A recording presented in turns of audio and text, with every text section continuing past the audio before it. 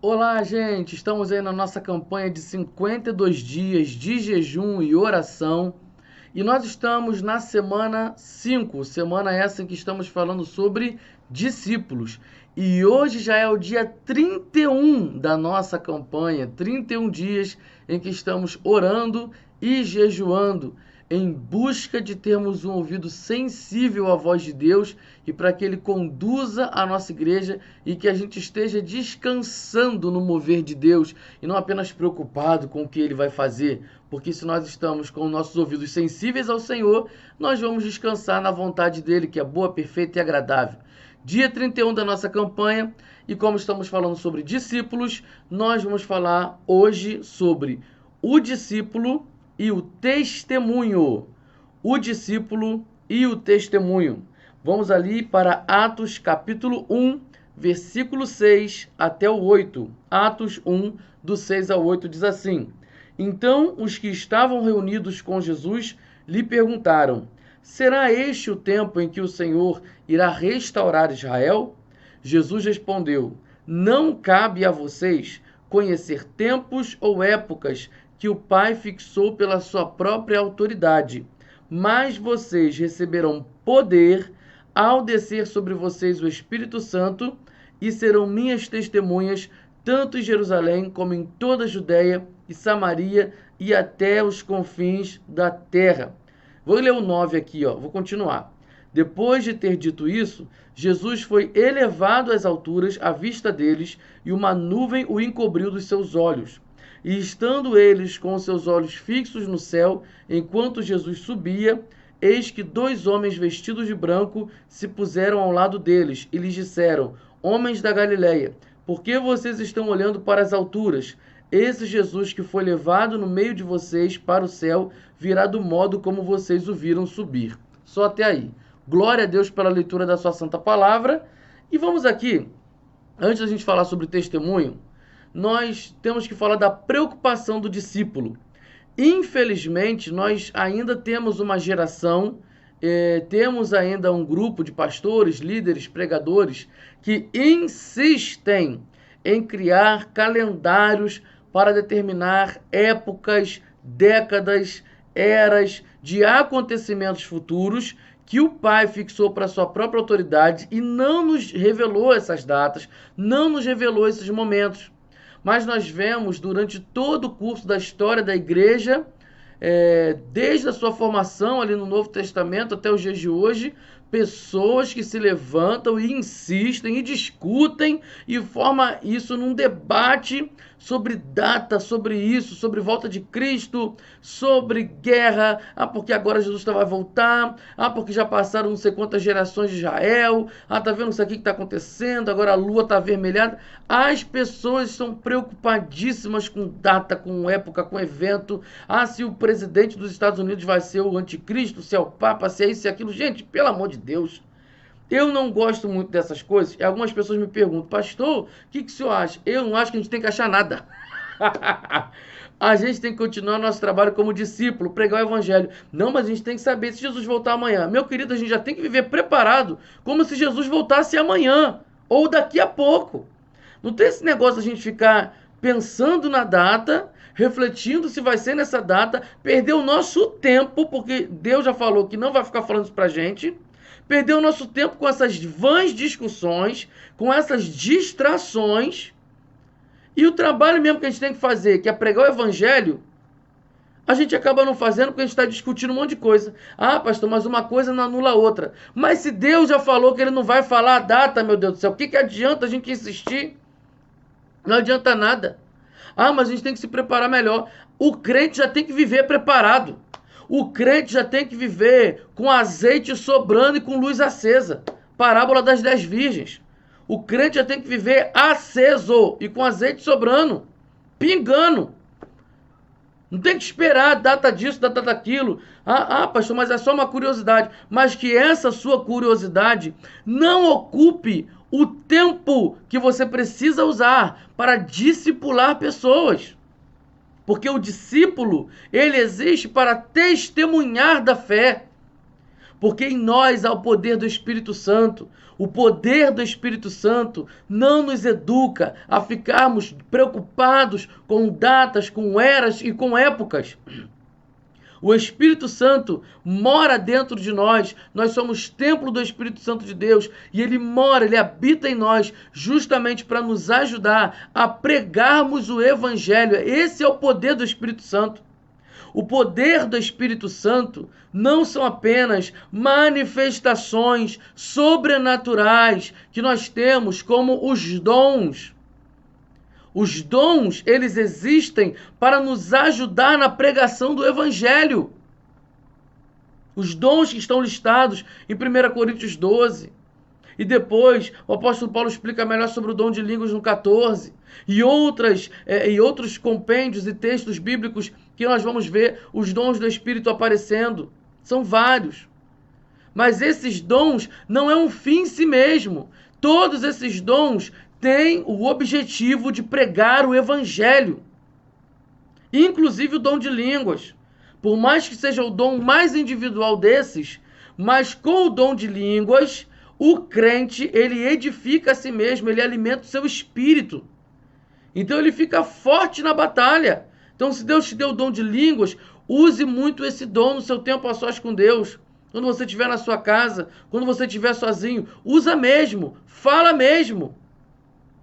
Você está lá no culto e está no momento do louvor, você está no seu momento ali de adoração, na sua cadeira com o Senhor, e Deus está te impelindo, você está orando, e se tiver vontade de falar em língua, pode falar, você está na sua cadeira, você está no seu momento com Deus.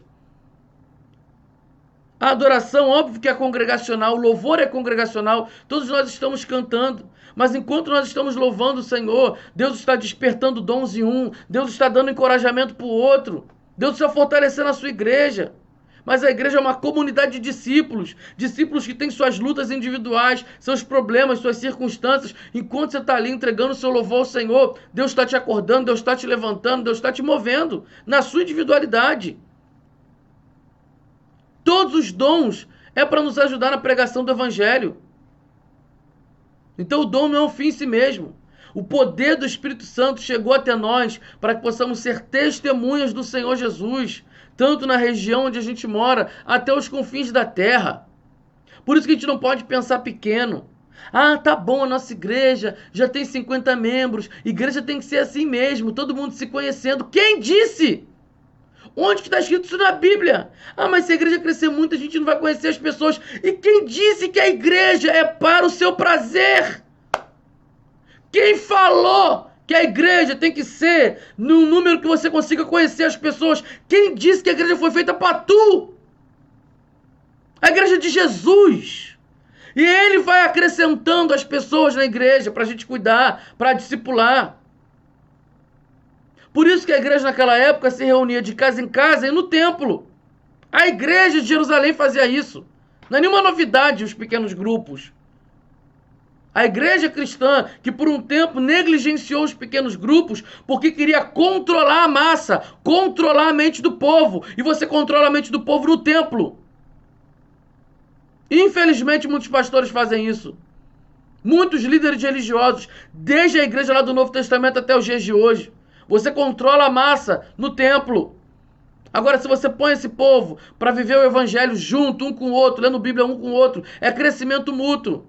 Você dá liberdade à pessoa para se encher do Espírito Santo. Mas por um bom tempo, os cristãos foram entendendo que esse poderio do Espírito Santo, essas revelações, eram só para quem era do clero, ou seja, só para autoridades, é só para os líderes. Mas não, o Espírito Santo desceu sobre toda a carne. Todos nós somos testemunhas de Jesus Cristo, até os confins da terra. Igreja não é para o nosso prazer. Igreja não é por aquilo que eu gosto de igreja pequena porque assim é bom que todo mundo se conhece. Onde que está escrito isso na Bíblia, meu irmão? Que a igreja tem que ser do tamanho de um jeito que você conhece as pessoas. Hein? A igreja ela tem que crescer, tem que ganhar os confins da terra. Tem que ganhar os confins da terra. Por isso que a igreja se divide em pequenos grupos. Se multiplica em pequenos grupos, melhor falando. Tem ali as células que vão vendo as necessidades da sua região. E a igreja vai avançando. Essa é a igreja de Jesus. A gente não tem que ficar pensando pequeno. E se você que é membro da PIB Santo está me achando maluco, está me achando doido, Não, porque agora o pastor quer ganhar o mundo todo. Tô doido mesmo, doido pelo Espírito Santo. Vamos ganhar o mundo todo mesmo. No que a gente puder fazer para ganhar uma vida, irmão, a gente vai fazer. Seja em Santa Teresa, seja no Japão, na Mongólia, em Moçambique. A gente vai fazer para ganhar uma vida para Jesus. Onde ela estiver. Esse é o trabalho da igreja. O Espírito Santo está dentro de nós para nos fazer testemunha, tanto em Jerusalém, ou seja, no nosso lugar aqui, ó, no nosso campo, Santa Teresa e região, ou na Judéia, Samaria, até os confins da terra. Você tem o Espírito Santo para isso. Por isso que você não pode viver indiferente.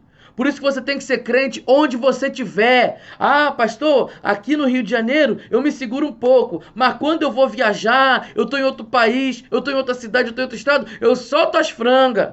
Lá eu cometo os pecados e ninguém me conhece. Tu tem que ser crente onde você estiver, independente do lugar. Nós somos a habitação do Espírito Santo. É como se nós tivéssemos o poder de levar a arca da aliança, a presença de Deus, onde a gente estiver. Não tem esse negócio. Agora ninguém tá me vendo, então eu vou fazer isso aqui. Não, tu tem que ser crente sozinho. Tu tem que ser crente no meio da multidão. Tu tem que ser crente no Rio de Janeiro. Tu tem que ser crente na Bahia. Tu tem que ser crente nos Estados Unidos quando tu for viajar. É crente o tempo todo. Ai, pastor, perseguição é essa? Tem que ser crente o tempo todo? Meu querido, você é a habitação do Espírito Santo. Tem que ser crente o tempo todo. Isso tu tá achando ruim de ser crente o tempo todo aqui na terra? Como é que tu vai viver a eternidade com Cristo se você tá achando um saco viver com ele aqui? Não dá pra entender isso. Não dá para entender um discípulo que quer fragmentar a sua vida. Eu tenho a minha vida social, eu tenho a minha vida com Jesus, eu tenho a minha vida aqui. Não, a sua vida é Cristo agora. Não sou eu mais quem vivo, mas Cristo vive em mim. E a vida que eu vivo hoje, eu vivo pela fé no Filho de Deus. Não tem mais tua vida não, querido. Não existe mais tua vida não. Você é discípulo. Discípulo vive o que o discipulador fala. Jesus Cristo é o nosso maior discipulador. Ele é o Senhor, Ele é o dono. Não existe mais minha vida, sua vida. A vida é dele. Você tem que ser crente em qualquer lugar. Dá testemunho da tua fé em qualquer lugar. Ai, pastor, mas eu estou de férias. Não se tira férias de ser crente. Se você está no hotel, você viu que tem uma pessoa chorando lá na poltrona, no hall de entrada do hotel. Se o Espírito Santo te tocar, tu vai lá. Tá tudo bem. Você precisa de uma oração. Vai deixar um versículo na cabeceira da cama. Para a camareira que vai arrumar a tua cama. Bota um versículo lá. Deixa um louvor tocando. Tu tá na praia descansando. Ah, coisa boa, tô na praia. Aí vem uma pessoa te vender um amendoim, te vender uma água, te vender não sei o quê. Fala de Jesus para essa pessoa. Você é discípulo. Não se tira férias de ser crente. Não se vive indiferente da sua missão. O discípulo testemunha. Para de ficar preocupado com data, com época. Será que Jesus vai voltar hoje, amanhã e não sei o quê? TTT? E Jesus vai voltar? É o anticristo, isso, o anticristo. Ai, que discussão mais idiota. Ai, desculpa a expressão. Perder tempo com isso. A gente tem que investir o nosso tempo, é preocupar com as vidas. Se Jesus vai voltar hoje ou amanhã, eu já devia estar preparado há muito tempo. Ora aí na sua casa. Eu nem vou orar. Ora aí na sua casa. Fala, Senhor, me faz ser um discípulo teu de verdade. E eu tô falando isso pra mim também, tá, gente? É pra mim também essa palavra. Eu não fico aqui ensaiando o que eu vou falar, não. Eu leio a Bíblia e Deus fala. Deus tá falando comigo aqui também. Porque às vezes, eu que sou bacharel em teologia, daqui a pouco a gente já quer ficar pensando, estudando. É muito bom estudar teologia, é maravilhoso. Mas tem um momento que o estudo teológico ocupa a nossa verdadeira missão. Deus não me criou para ser estudioso de teologia. Deus me criou para fazer discípulos, para formar discípulos. Se o meu estudo de teologia está tomando o meu tempo da minha real missão aqui na Terra, então, meu filho, tem alguma coisa errada. Se o meu estudo de teologia não me leva a ser um formador, um fazedor de discípulo, então tem alguma coisa errada. Eu não estou dizendo, não estou falando contra o estudo teológico, mas se o estudo teológico não me leva a viver a minha missão como filho de Deus, como discípulo dele, então tem alguma coisa errada nesse meu estudo teológico. Tem alguma coisa errada. Se esse estudo teológico não me leva a obedecer a Deus e a Bíblia, então tem alguma coisa errada. Tem alguma coisa errada. Se meu estudo teológico não faz eu ter uma vida de oração, não me ensina a ter uma vida de oração, então tem alguma coisa errada. Se o meu estudo teológico me afasta das pessoas a ponto de eu negligenciar a minha missão, negligenciar pessoas, então tem alguma coisa errada.